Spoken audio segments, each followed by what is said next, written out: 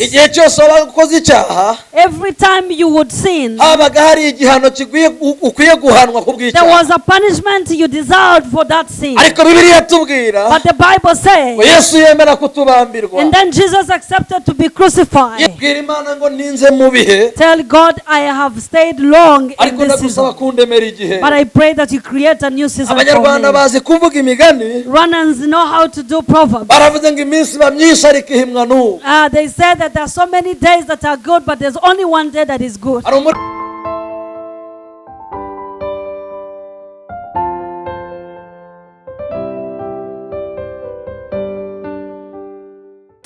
Hallelujah. Hallelujah. Yesu umwami w'abami ashimwe.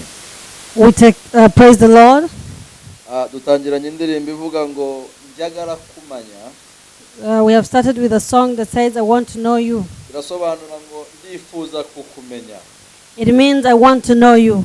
Nk'uko imparakazi yahagizwa gushaka amazi mu butayu, As a deer pants for water in the wilderness, niko n'imitima yacu ihirimbanira kumva icyo uvugana nawe. that is how our hearts pants to hear your voice. Dawidi mu gitabo cya Zaburi ibice 119 umurongo wa 11, David in the book of Psalms chapter 9 verse 11, yavuze amagambo aravuga ngo nabikiye ijambo ryawe Mana mu mutima wanjye, that I kept your word in my heart, ngo kugira ngo nagucumuraho. so that I may not sin against you. Natwe rero niwo mwanya dufashe So we have also got that time kugira ngo tuganire ku by'ubwami, kugira ngo tuganire kuri iri jambo ry'Imana. so that we can speak about the kingdom, we can speak about the word. Kandi ndahamya neza yuko And I confirm Mwami Yesu Kristo that the Lord Jesus ari Christ kumwe nawe. is with Reka us. dusenge.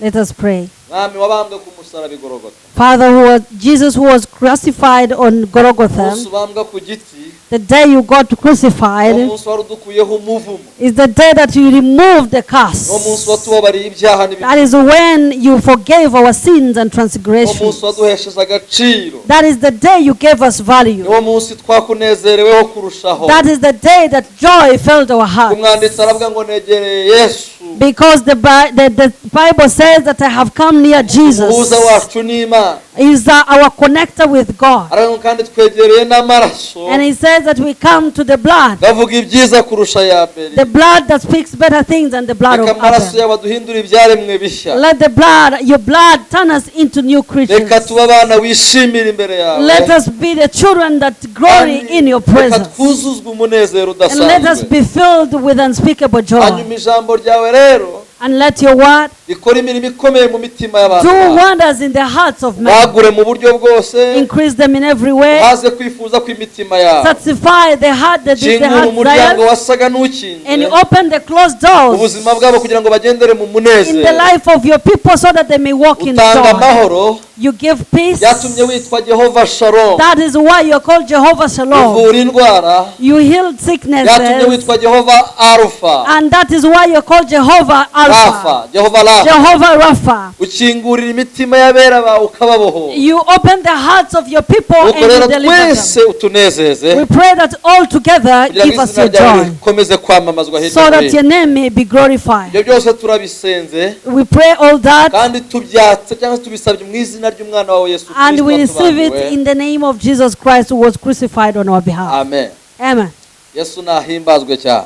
Praise the Lord. Amazina nitwa Kayiranga Richard. His name is Kairanga Richard. Shimishijwe cyane n'umwanya mpawe n'umwuka wera w'Imana. He is so grateful for the opportunity given to him by the Holy Spirit. Kubera ko iyo bitaba umwuka wera w'Imana, Because if it was not the Holy Spirit, ntabwo abadutumiye bagomba kuba banadutumira. the people who invited him would not have invited Ariko him. kuko ari umwuka w'Imana, But because it is the Spirit of God, yabakoresheje tugejeje aya magingo, the Spirit of God has used them. ndetse twemezwa ko tugomba kugira ibyo tuganira n'imitima yacu. And we have been able to get an opportunity to share the tubaha rero word. ibyacu, We are not going to share what comes from us, turabaha iby'Imana ishaka ko tubaha. but we are going to give you what the Lord wants us to give you. Imana iduhana umugisha. Praise the Lord. Turaza kwifashisha ibyanditswe bigiye bitandukana, We are going to use scriptures, different ariko scriptures, turahera mu gitabo cya Samweli but we are going to start from the book of Samuel. bice 30 umurongo wa 6. 1 Samuel chapter 30 verse 6. Hanyuma intego y'iki giterane cyangwa se intego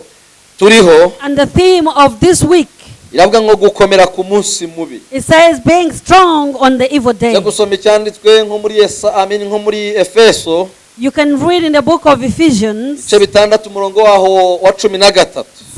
6 verse 13. Hallelujah. Hallelujah. Ngo mbere yuko dusoma muri Samuel, reka tumane dusome aho ngaho muri Efeso. Let us read it first in the book of Ephesians chapter 6 and verse number 13. Efeso ibice 6:13. Ephesians 6:13. Avuga amagambo akurikira. It speaks like this. It reads.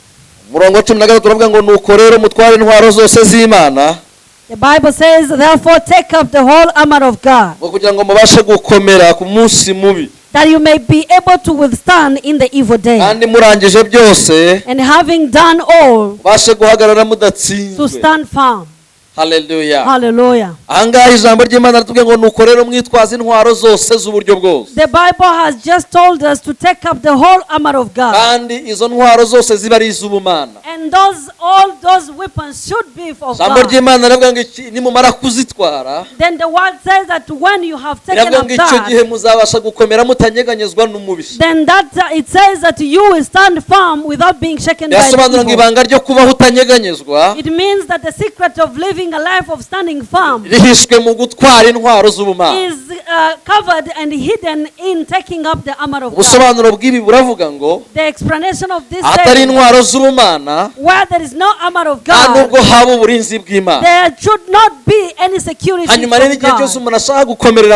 When everyone wants to be strong in the Lord, you have to walk in the gifts and the armor of God. And that is why we started when David was saying that I kept your word in my heart, so that I may not transgress against you. Which means where there is no word of God that can guide you on how to walk, it means there is weakness. It means there is wandering away from the way. Then the only thing that makes us to walk and standing firm is because we accept to walk according to the principles of God. And I want to tell you that if you have been able to walk with God, God is able to protect you from evil when evil is inevitable.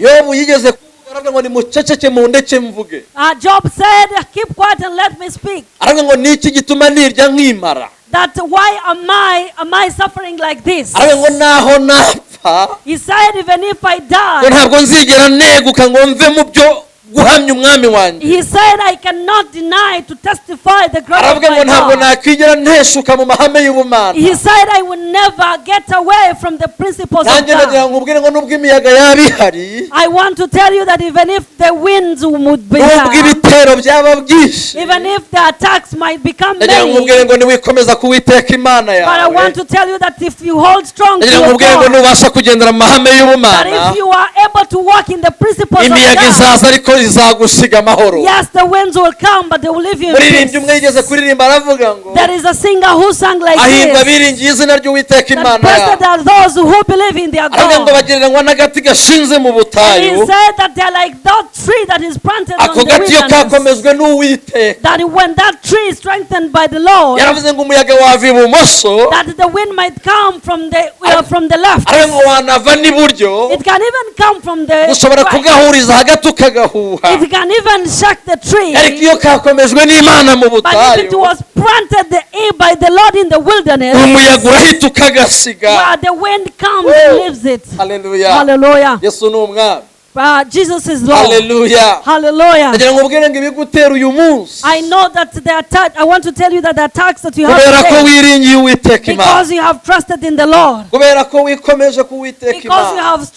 you have held stronger to the Lord, because you have stood where you are supposed to stand in the right way. Chapter 2 verse 1. He said that I will stand on the uwo munara, and on that tower, uzabasha kurangaguza numva icyo avugana I nawe. will be able to listen and hear what the Lord has Biratanga to say. ubusobanuro ngo iyo wimutse ku munara wawe, It means that when you move from your tower, birasobanura ngo nta nubwo wakumva ijwi ry'ubumana. it means you cannot even listen to the Niba voice of ushaka Imana God. igukomeza ku munsi mubi, If you want the Lord to strengthen you on the evil ndagusaba day, kuguma ku musozi it means that you w'amasengesho. have to stay on the mountain of prayer. Ndagushishikariza kuguma mu I am masengesho. encouraging you to stay on the mountain of Elisa abwira prayer. Ahabu, aramubwira ngo mbwirira abahanuzi ba Shera n'Ababali, Then Ahab was told that tell the prophets of Shera ngo nimuzamuke tujye ku musozi and Karumeli. told them that let us go to the mountain Gituma Carmel. Elisa yababwiye ngo tuzamuke i Karumeli. The reason why Elisha was telling them to go to the Eliya. mountain, Impamvu Eliya ababwira kuzamuka umusozi the reason Karumeli, why Elijah was telling them to climb the ni ukubera ko mountain i Karumeli ariho yajyaga avuganira nayo. is because on Mount Carmel is where Elijah was communicating Iyo with God. wasobanukiwe umwanya uvuganiramo n'Imana When yawe, you have already understood the time that you speak to your God, ibitero bije urabibwira ngo nimuze ariko mufite aho mugomba kunsanga. when the attacks come, you tell them, please come, but let us go to the mountain where I meet my God. Woo! Reka mbabwire, Hallelujah. Let me tell you, kugendana na Yesu walking with Jesus niryo banga ribasha is kudutsindishiriza. the weapon and the secret that makes us to be more victorious. Abigishwa ba Yesu bari kumwe naye mu bwato, The disciples of Christ in the boat, igihe umuraba wari ubateye ari mwinshi, when there was a lot of wind that came their way, biravuga ngo umuyaga wari umaze kubasakaraho. the Bible says that the wind had blown the boat. Bibiliya tubwira ngo Yesu yari yibereye ibwerekezo asa n'usinziriye. And the Bible says that Jesus was in the deep and he was asleep. Ariko nagira ngo mbwire agaciro si uko Yesu aryamye aho hantu ari kumwe nawe. But I want to tell you that the value is not because Jesus is sleeping Igifite there. agaciro nuko Yesu mu bwato aburimo. What has value is because Jesus is with you. Igihe umuraba wabateraga, When that wind came, ibyo byari umunsi mubi kuri bo. it was an evil day for them. Ariko nubwo bari bari mu munsi mubi, But even though they were in an evil ibanga day, ryari rihari nuko bari kumwe na Yesu muri the bo. secret is they were with Jesus. Nagira ngo mbwire ngo muri ubu bwato uhagazemo, I want to tell you that in this boat while you're nubwo standing, ubona bisa n'ibikugoye, even though you think it is very hard for you, nubwo ubona umuyaga usa n'uguteye, even though you see the wind blowing all nubwo ubona sides, Satani yigaragambije, even though you see the enemy and the enemy is almost taking nagira ngo over, ubwire ibanga ni rimwe gusa. but the secret is one. Emerera Yesu ahagarare muri ubwo bwato Allow bwawe. Jesus to stand in your Emerera boat. Yesu agume muri ubwo Allow bwato. Jesus to stay in the boat. Abakucyara bavuga ngo nzahagarara ku munara wanjye. Habakkuk said that I will stand on my Nagira ngo ubwire tower. ikintu cyatuma Kristo asa naho kujya mu ntera. Anything, something that would allow Jesus to go far away from you. Reka dusome mu gitabo cyo kuva gatoya, Let us read the book of Exodus, ibice byaho 20 umurongo wa 23. verse 20, chapter 20 and verse 23. Avuga iki? What does it say? 23 baravuga ngo ntimukareme izindi mana ngo muzibangikanye nanjye. Iravuga ngo imana ni feza cyangwa imana ni zahabu nimukazicurire. That you shall not make gods of silver to be with me, nor shall you make for yourselves gods of gold. Haleluya. Hallelujah. Hano umurongo ibice 23 n'umurongo 20, 23 verse 20. ho haratubwiye ngo dore natuma marayika imbere yawe The Bible says that I'm sending an angel before you, akurindire mu nzira, and he bring you to the Amalekites, akujyane aho yakwiteguriye. and he will take you to the place that he has ordained for Ahambere you. havuze ngo niba ushaka kuba mu munezero wuzuye, The first prayer said, if you want to be in total happiness, uzirinde kwicurira ibigirwamana. please don't make gods. Biratanga ubusobanuro ngo igihe waremye ibigirwamana, It means that every time you put some idols in your life, amarayika w'Uwiteka azakuba kure. even the angel of the Lord will be far away from you. 23:20 haratubwiye ngo Then the Bible says in Exodus Uwiteka 23:20, azagutumaho marayika, then the Lord will send you an angel, azakurindira mu and rugendo. that angel will guide you on the way. Marayika w'Imana azabana nawe. The angel of God will be with Iyo you. ukomeje Bibiliya tubwira mu 21 12 verse 21. ngo mu mumwitondereho. Pay careful attention to him. Mumwumvire And obey his voice. ntimukamugomere. Do not rebel against him. Igihe cyose ugomeye marayika w'Uwiteka, Anytime you rebel against the angel of marayika God, w'Uwiteka kuba kure. the angel of God keeps away from you. N'ibyari tugomera marayika w'Uwiteka. When do we rebel against the Igihe angel? cyose twakoze ibyangwa n'Uwiteka. Every time we do something that is disgusting in the face of Igihe God. twacumuye ku Mana, Every time we sin against kuko God. marayika atabangikana n'icyaha, Because the angel cannot stay with marayika atera sin. intambwe zisubira inyuma. The angel will make steps behind. Haleluya. Hallelujah. Ariko niba ushaka gukomerera hahandi Imana yagusezeranyije, But if you want to stay in that place that the Lord has promised urasabwa you, kugendera mu mahame you y'ubumana. are requested to stay in the principles of God. Haleluya. Hallelujah. Urashaka kubaho neza mu munezero, Do you want to live a happy life? urashaka kuzagira umurage mu by'Imana, Do you want to have an inheritance in God? gendera mu by'Imana ishaka. Then walk in the ways of the Lord. Ihana ibyaha byawe, Repent your sins ugendere mu nzira mu murongo nyakuri, and walk in truth. Imana izagutera iteka. Then the Lord will honor you. Haleluya. Hallelujah. Haleluya. Hallelujah. Ibanga ryo kugera ku byagusezeranijwe The secret to achieving the promises rihishe mu kugendera mu mahame y'ubumana, is hidden in walking in the principles of God. bihishe mu kwihana ibyaha byawe, It is hidden in repentance. bihishe mu kuyoboka inzira yo gukiranuka. It is hidden in walking in righteousness. Bisobanura ngo hari icyaha Which means while there is sin, uzategereza amasezerano ariko you ntazasohora. will wait for the promises, but they will never come to pass. Ariko niba ushaka isezerano ry'Imana But if you rigugirirwaho, want the promises of God to come to pass in your life, tunganya inzira zawe, prepare your ways. rema inzira z'igisiyoni mu Let mutima your wawe. ways to that go to Zion be created. Haleluya. Hallelujah. Wasenze inshuro nyinshi, Maybe you prayed so many times, ariko urasa naho nta kintu wabonye. but you have not seen any answer. Ndagira ngo ubwire ngo ibanga rihishe ahantu hamwe I want to gusa. tell you that the secret is hidden in Hagarara one ku place. munara wawe neza. Stand on your tower. Woo! Haleluya. Hallelujah. Praise the Lord. Uwiteka himbazwe. Praise the Lord. Uwiteka himbazwe. Hagarara ku munara wawe. Stand on your tower. Ndagira ngo ubwire ngo niyo urupfu rwaguhiga rurakuruka. I want to tell you that even if death comes looking for you, it will vomit you. Yesaya 29 umurongo wa 17. Isaiah 29 verse 17. Bibiliya iravuga ngo that treaty we have made with this will be abolished. Bibiliya iravuga ngo amasezerano twagiranye n'ibibazakurwaho. And the agreement we have signed with devil will be cancelled. Ngo kandi n'igihango twagiranye n'umwanzi kizakurwaho. Icyo nta kindi cyabasha kubiduhesha. There is nothing that can give us that authority. Kugendera mu mahame y'ubumana. It is walking in the principles of God. inzira ya Kristo. It is to walk in the ways of Christ. Ukwemerera umutima wawe kuyoboka inzira It y'ukuri. is allowing your heart to walk into Bibiliya righteousness. iravuga ngo niwe nzira n'ukuri n'ubugingo. The Bible says He is the way, the truth, and life. Which means ntago wagera mu bwami bwa data Bivuze ko you can't go to the kingdom of God utanyuze mu nzira yo kureka icyaha. without going through the living sin on the side. Hallelujah. Ndagira ngo ubwire ngo hari isezerano wahawe n'Imana. I want to tell you that there is a promise that God gave you. Umugabane wahawe mu by'ijuru. There is a portion that the Lord has given you concerning Wabibwiwe heaven. n'abahanuzi inshuro nyinshi. You have been prophesied to so many Ariko times. ndagira ngo ubwire ibanga. But I want to tell you a secret. Ndagira ngo ubwire I ibanga. want to tell you a secret. Tunganya inzira z'igisiyoni mu Prepare the mutima. ways that goes to Zion in your heart. Abagalatiya 13:13. Galatians chapter 3 verse 13. Haravuga ngo he redeemed us from the curses by the law. Bibiliya iravuga ngo yaducunguye mu mivumo y'akarande n'amategeko. Kubera amategeko yari ahari. You want to tell you that because of the laws. Mbere mu mahame no mu migenzo y'abayuda y'abayuda. Before in the ways of the Jews. Ndetse no mu mategeko nk'uko yari yaranditswe na Mose. And the laws as written by Moses. Igihe cyose wabaga ukoze icyaha. Every time you would sin. Habaga hari igihano ukwiye guhanwa ku bw'icyaha. There was a punishment you deserved for that sin. Ariko Bibiliya tubwira. But the Bible says. Yesu yemera kutubambirwa. And then Jesus accepted to be crucified. Yesu yemera kutubambirwa. Jesus accepted to be crucified.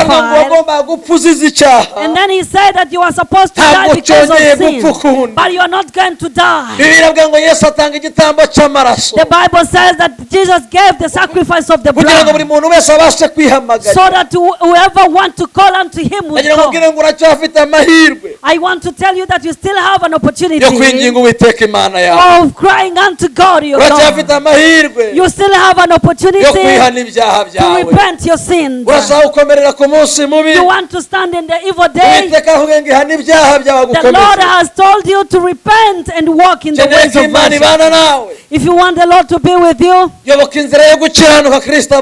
then walk in the ways of righteousness and let Jesus come with you. The inheritance of God will be yours. But that is if you accept to walk in the ways of Christ. We are going to go back to that scripture where we started. 1 Samuel chapter 13. We are going to read verse 6. Hallelujah. Hallelujah.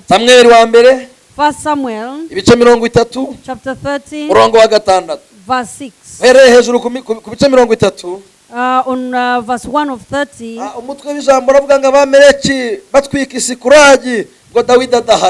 The scripture says that the Amalekites were burning down Ziklag when David was not around.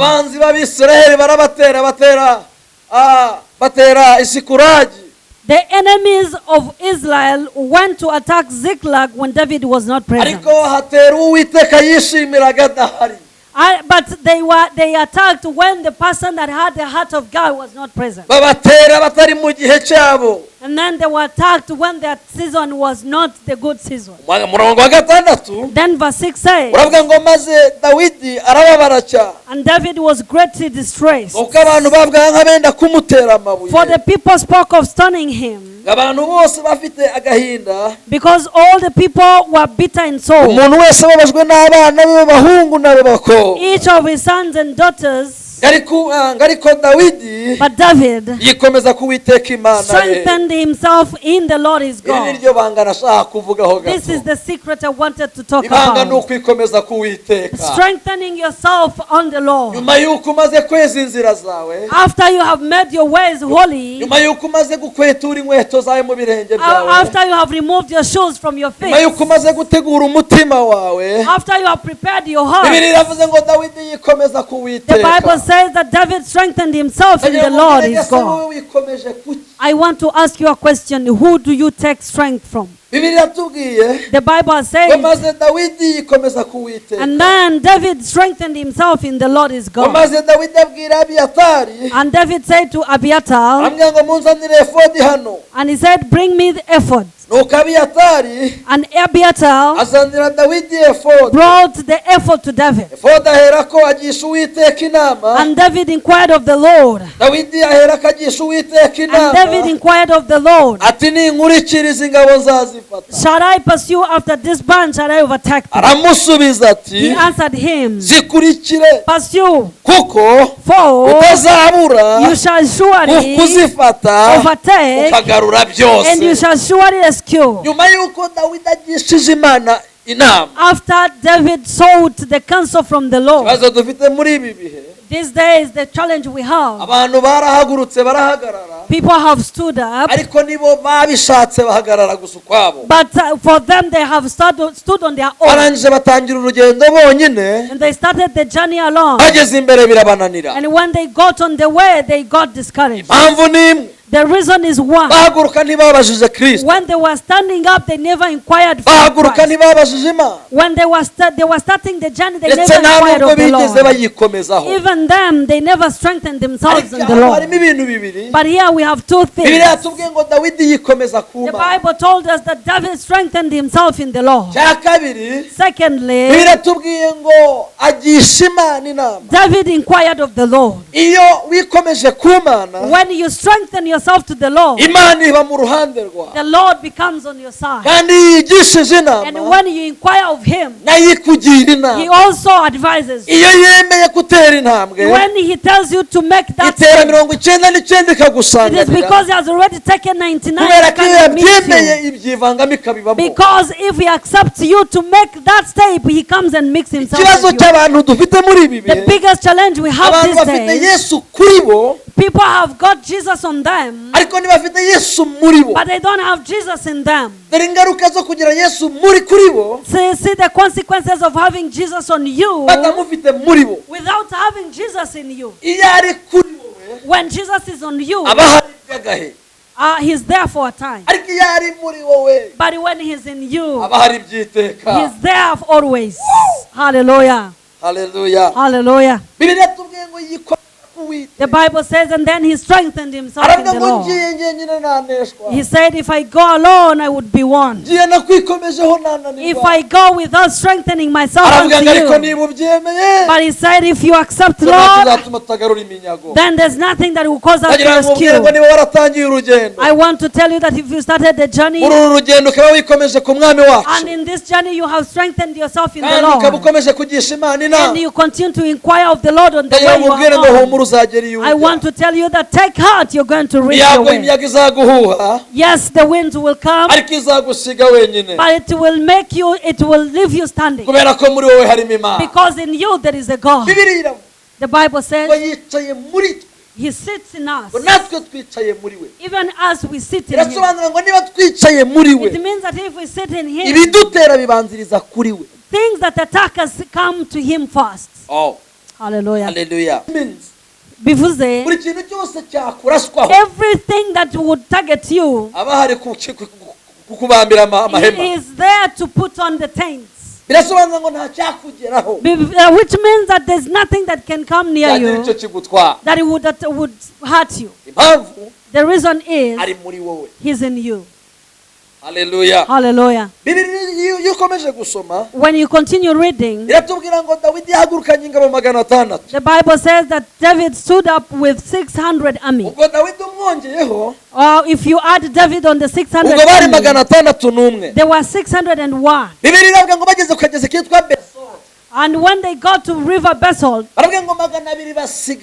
they said 200 remained there. But 401, they continued. And I want to tell you that God does not work according to the volume of the sound of people. Where you hear a lot of noise in your ear, that is when the Lord takes refuge. He gets away from you, so that it becomes so tough. When Jesus appeared to Mary and Martha, there was so much tears. When they saw Him, they told Him, you came late. He's already in the grave for 4 days. And he said he's been there buried for 4 days. Even by now he stinks. I want to tell you that before you stink, there is no voice that will tell you. But when the stinking comes, that is when Jesus will manifest. He will tell them to remove the stone. I want to tell you that in this day that seems to be hard, where do you think that days are becoming so hard on you? Jesus is already on the way to appear. And he's trying to tell them to remove the stone. Praise the Lord. We take a himbazwe. I want to tell you that even though there's a lot of wind, Jesus is still the Lord of Lords. Jesus is still the Alpha and Omega, the beginning and the end. He has the power to change. He has the power to create. I want to pray. I want to allow you to allow Jesus to create a new thing. Let me pray to God to create a new way for you. In that place where you think there's no way, let the Lord create a way for you. There were 600, but 200 remain. Jesus does not operate in the noise of many, but He wants to come as a warrior. Hallelujah. Hallelujah. Hallelujah. Hallelujah. I want us to pray. And as we pray, I want you also to pray. Tell God, I have stayed long in this season, but I pray that you create a new season for me. Runners know how to do proverbs. They say that there are so many days that are good, but there's only one day that is good. There is a singer that said that every night is dark. arabwira ngo ariko Imana yakwemera ijoro ry'ihumure. But the Lord would create one night of peace and hope. Ndabwira Imana ngo ndemera ijoro ry'ihumure mu majoro. I want you to tell God, God, create a one night, the night of hope. Nanjye nagira ngo nkubwire Imana ngo Mana re mu munsi ufite itandukaniro mu minsi. And I am also going to pray to God that God create one day that has a difference in so many days. I am being empowered. I am feeling anointed and empowered. The Bible says, the word of God says that when the children of Israel were moving around Jericho, they did it 7 times. But in the 6th time, they had never seen a sign of their umugaragu kukure kujya ku kagezi, that when Elisha sent the servant to go on the river, the Bible says he went there 6 times without a sign. But on the 7th time, the Bible says he came back with news. And he said, I have seen a very small crowd. I have seen a small crowd that is the size of a man's hand. I want to pray that the Lord will create that small crowd. Where you could not see the way, let the Lord create a new way for you.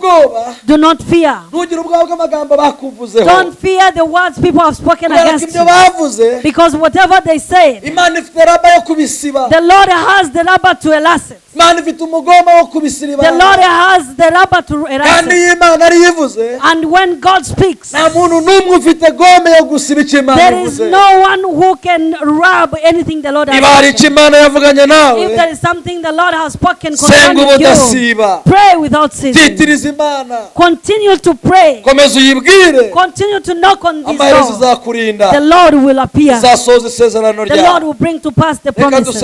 Let us pray to the Lord. Hallelujah. Hallelujah.